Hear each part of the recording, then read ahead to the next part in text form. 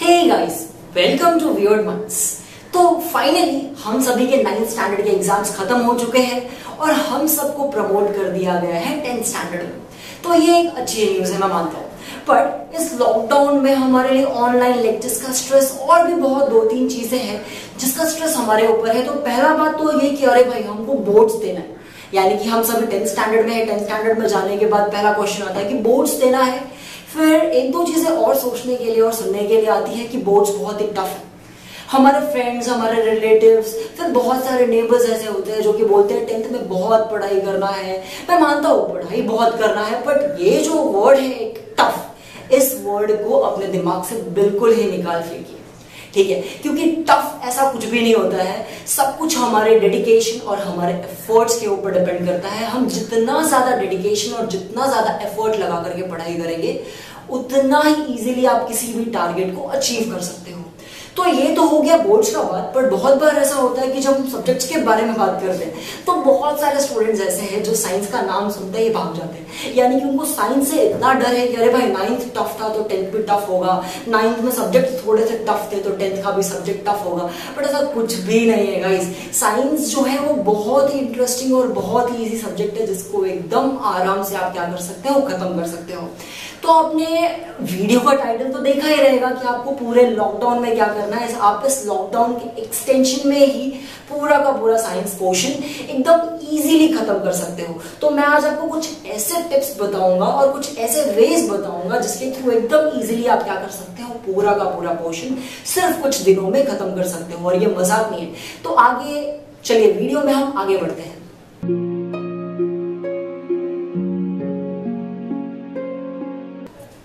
तो गाइस, बात कर लेते हैं पोर्शन के बारे में।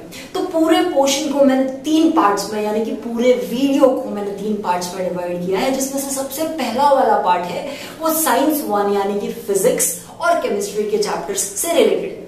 सेकेंड पार्ट में हम साइंस 2 के बारे में बात करेंगे, यानी कि बायोलॉजी के चैप्टर्स। और थर्ड पार्ट में हम क्वेश्चन पेपर्स के बारे में बात करेंगे।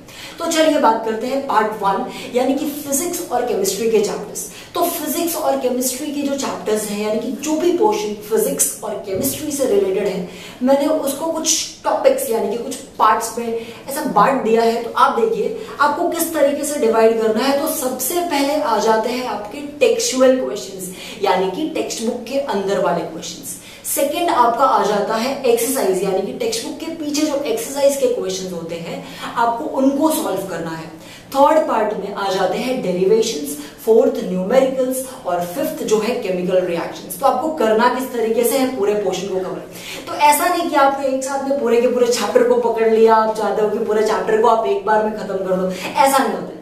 आपको क्या करना है, एक स्पेसिफिक टाइम लिमिट सेट करना है। कम से कम आप 2 से 3 दिन लो और डिसाइड करो कि मुझे 2 से 3 दिन में एक ये पर्टिकुलर चैप्टर खत्म करना है। और आप जो भी चैप्टर को ले रहे हो, सबसे पहले आप क्या करोगे, आप टेक्स्ट बुक में पैरा बाय पैरा हर एक चीज रीड करके लोगे। और अगर आपको कुछ कंसेप्ट नहीं समझ में आता है तो आप यूट्यूब पे बहुत सारे ऐसे वीडियोस हैं जिनको आप रेफर करके उन चीजों को समझ सकते हो। क्योंकि आपके पास ऐसे एक्सक्यूजेस होंगे कि अरे टीचर ने तो पढ़ाया है नहीं तो हम करें कहां से। देखिए, एक्सक्यूजेस देने का समय नहीं है। आप कैसे भी टाइम निकालिए, सीखिए और सीख करके करिए। तो सबसे पहले आपको क्या करना है, आपको टेक्सचुअल चीजों को पढ़ के लेना है और टेक्स्ट बुक आप एकदम डीपली कर लीजिए। टेक्स्ट बुक करने के बाद जब आप एक्सरसाइज के क्वेश्चंस पे पहुंचोगे तो आपको मालूम पड़ेगा कि अरे 80% क्वेश्चंस तो आपको पहले से आते हैं। तो बहुत कम क्वेश्चंस ऐसे होंगे एक्सरसाइज में जिसको आपको खुद से करना होगा। तो एक बार हो गया कि आपने टेक्सचुअल क्वेश्चन कर लिए, फिर एक्सरसाइज के क्वेश्चंस कर लिए। उसके बाद थर्ड पार्ट में आप क्या करोगे, आप डेरिवेशंस के ऊपर फोकस करोगे और हर डेरिवेशन को कम से कम 2 से 3 बार लिख करके प्रैक्टिस करके। जब तक आप लिख करके प्रैक्टिस नहीं करोगे ना तो भूल जाओ कि डेरिवेशंस आपको याद रहने वाला है। क्योंकि गाइस, डेरिवेशन क्वेश्चन आंसर्स नहीं है कि आपने क्वेश्चन लर्न कर लिया, आपको डेरिवेशन याद हो गया। डेरिवेशन आपको लिख करके करना पड़ेगा। तो जब तक आप लिख करके करोगे नहीं, तब तक तो वो पॉसिबल ही नहीं कि आपका हो पाएगा। उसके बाद बात कर लेते हैं न्यूमेरिकल्स के बारे में। तो न्यूमेरिकल्स से बहुत सारे लोग भागते हैं, बट देखिए अगर आपको न्यूमेरिकल्स में प्रॉब्लम आता है, न्यूमेरिकल्स तो आपको करना ही है, बट अगर आपको न्यूमेरिकल्स में प्रॉब्लम आता है तो आप क्या करोगे, नॉर्मल यानी कि सिंपल क्वेश्चन जो कि फॉर्मूला बेस्ड है, कम से कम आप वो करके जाएंगे। क्योंकि न्यूमेरिकल्स एग्जाम में आपका कॉन्फिडेंस बिल्डअप करने में बहुत ही ज्यादा हेल्प करेंगे। तो कैसे भी आप देखिए बोर्ड्स पे कैसे टाइप के क्वेश्चंस आते हैं, कैसे न्यूमेरिकल्स आते हैं, और वैसे ही देख करके आपको न्यूमेरिकल्स को क्या करना है, सॉल्व करना है। उसके बाद हम बात कर लेते हैं केमिकल रिएक्शंस के बारे में। तो केमिस्ट्री के कुछ ही ऐसे चैप्टर्स हैं जिनके अंदर केमिकल रिएक्शंस हैं और कुछ केमिकल फॉर्मूलाज हैं। तो आपको सारे के सारे केमिकल फॉर्मूलाज और केमिकल रिएक्शंस को लिख करके लेना है। और आप क्या कर सकते हैं, देखिए आपको एक ट्रिक बता रहा हूं, वैसे तो आप लोगों को मालूम होगा शायद। तो आप एक पेज के ऊपर सारे के सारे केमिकल रिएक्शन, सारे के सारे फॉर्मूलाज लिख करके आप क्या कर सकते हो, अपने जो घर पे कबर्ड है या फिर जो फ्रिज है उसके डोर के ऊपर लगा सकते हो, ताकि आप जहां से पास हो तो आपको बार बार दिखेगा हो और आप वहां से चीजों को रेफर कर सकते हो। तो इससे क्या होता है कि आपको बहुत बार चीजें ध्यान में आ जाती है जो आप भूल चुके रहते हो। तो ये हो गया, हमने केमिकल रिएक्शंस के बारे में बात कर लिया, हमने डेरिवेशंस के बारे में बात कर लिया, हमने न्यूमेरिकल्स के बारे में बात कर लिया। बट याद रखिए ये जो फ्लो है ये टूटना नहीं चाहिए, यानी कि सबसे पहले टेक्सचुअल क्वेश्चंस, उसके बाद एक्सरसाइज के क्वेश्चंस, उसके बाद डेरिवेशंस, फिर न्यूमेरिकल्स और फिर एट द एंड आप केमिकल रिएक्शंस प्रिपेयर करोगे। हर एक चैप्टर में आपको ऐसे ही करना है और तो ही जाकर के आप साइंस 1 के सारे चैप्टर्स एकदम इजीली कर सकते हो। तो अब हम बात कर लेते हैं वीडियो के सेकेंड पार्ट के बारे में, जहां पर हम साइंस 2 के चैप्टर्स यानी बायोलॉजी के चैप्टर्स के बारे में बात करेंगे। तो बायोलॉजी में बहुत सारे स्टूडेंट्स ऐसा कंप्लेन लेकर के आते हैं कि उनको प्रॉब्लम होता है कि बहुत सारे डिफिकल्ट वर्ड्स होते हैं जो कि उनको लर्न नहीं होता है। तो देखिए डिफिकल्ट वर्ड्स को लर्न करने का ट्रिक क्या है, तो आप एक मेथड यूज कर सकते हो जिसको हम बोलते हैं कट द केक मेथड। यानी कि अगर आपको कोई भी वर्ड अगर डिफिकल्ट लगता है तो आप क्या कर सकते हो, उस वर्ड को आप ब्रेक कर दीजिए और ब्रेक करने के बाद उस वर्ड को आप याद करिए। तो आपको क्या हो जाएगा मालूम है, एकदम इजी तरीके से, बहुत ही इंटरेस्टिंग तरीके से आपको वर्ड भी याद रहेगा और आप कभी उसको भूल भी नहीं पाओगे। मैं आपको एक एग्जांपल देता हूं, जैसे कि एक टेक्निकल बायोलॉजी का टर्म है जिसको हम बोलते हैं प्रोथ्रोम्बिन। तो प्रोथ्रोम्बिन को हम कैसे लर्न कर सकते हैं, देखो अब मैंने इसको 3 पार्ट्स में ब्रेक करना है, जैसे कि प्रो, थ्रो और बिन। तो हम इसको कैसे लर्न कर सकते हैं, एक स्टोरी फॉर्म कर सकते हैं कि एक प्रो प्लेयर है जिसने क्या किया, बॉल को थ्रो किया, कहां पर थ्रो किया, बिन के अंदर थ्रो किया। तो इस तरीके से आपको याद रहेगा प्रो, थ्रोम, बिन।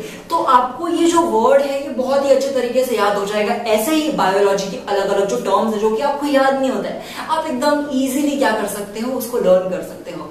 तो बात कर लेते हैं क्वेश्चन के बारे में और बोर्ड्स के पेपर्स के बारे में। बायोलॉजी का जैसा पेपर आता है, तो अगर आप बायोलॉजी के पेपर के बारे में बात करेंगे, साइंस 2 के एग्जामिनेशन के बारे में, तो वहां पे जो मैक्स टू मैक्स क्वेश्चंस होते हैं वो एक्टिविटी बेस्ड होते हैं।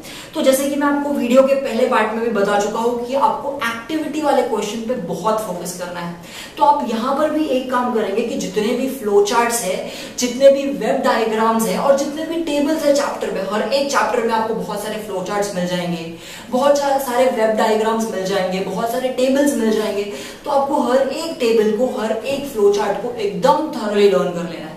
और आप ट्रस्ट कीजिए मेरा कि उसमें से मैक्सिमम आप 10 मार्क्स तो एग्जामिनेशन में स्कोर कर ही लोगे, क्योंकि आजकल का पैटर्न ही वैसा है यार कि ऑब्जेक्टिव्स के ऊपर क्वेश्चन आते ही है। ठीक है, तो देखिए इसके पोर्शन को भी मैंने 3 पार्ट्स में डिवाइड किया है। जैसे कि सबसे पहले आप क्या करेंगे, आप टेक्सचुअल चीजों को करेंगे। तो आपको टेक्सचुअल में क्या करना है, मैंने आपको बताया था कि टेक्सचुअल में हर एक पैरा को एकदम डीपली रीड करके लीजिए। उसके बाद आपको कहीं पे डाउट आता है तो आप रेफर करिए, आपके पास बहुत सारे रेफरेंस बुक्स होंगे। ठीक है, तो आप रेफरेंस बुक्स को रेफर कर सकते हो। सेकंड है कि अगर टेक्स्ट बुक में, देखिए टेक्सचुअल में आपको कुछ भी नहीं छोड़ना है। तो जब आप एक्सरसाइज वाले क्वेश्चन पे आएंगे, तो मैंने आपको पहले भी बताया था कि अगर एक बार टेक्स्ट बुक पढ़ के हो जाता है, तो अगर हम एक्सरसाइज वाले क्वेश्चन पे आते हैं तो एक्सरसाइज का पार्ट हमारे लिए बहुत ही इजी हो जाता है, क्योंकि हमारा बहुत सारा ऐसा पार्ट है जो कि पहले से ही कंप्लीट हुआ होता है। ठीक है, तो ये हो गया टेक्सचुअल क्वेश्चंस का बात। उसके बाद हमने बात कर लिया एक्सरसाइज वाले क्वेश्चंस का। और अब हम बात कर लेते हैं कि बायोलॉजी में थर्ड पार्ट क्या है। तो उसके अंदर जो कैन यू टेल वाले क्वेश्चंस होते हैं, कैन यू रिकॉल वाले क्वेश्चंस होते हैं, बहुत सारे एक्टिविटीज वाले क्वेश्चन होते हैं। तो इन चीजों को भी आपको थॉरली करना है, क्योंकि मैं मेरा ही एक एग्जांपल देता हूँ कि जब मैं बोर्ड्स का एग्जाम दे रहा था तो मुझे सारे के सारे क्वेश्चंस आ रहे थे, बट फाइनली कुछ ऐसे क्वेश्चंस आ गए जो कि एक्टिविटी बेस्ड थे और मुझे बिल्कुल भी आइडिया नहीं था कि अरे एक्टिविटी बेस्ड क्वेश्चंस भी इतना इंपॉर्टेंस रखते हैं। इसीलिए मैं नहीं चाहता कि अगर एक्टिविटी बेस्ड क्वेश्चन आपके एग्जाम में आए तो आप उन चीजों को मिस करो और आपके मार्क्स वहां पर चले जाए। तो इसीलिए आपको हर एक चीज को एकदम थॉरली प्रिपेयर करना है।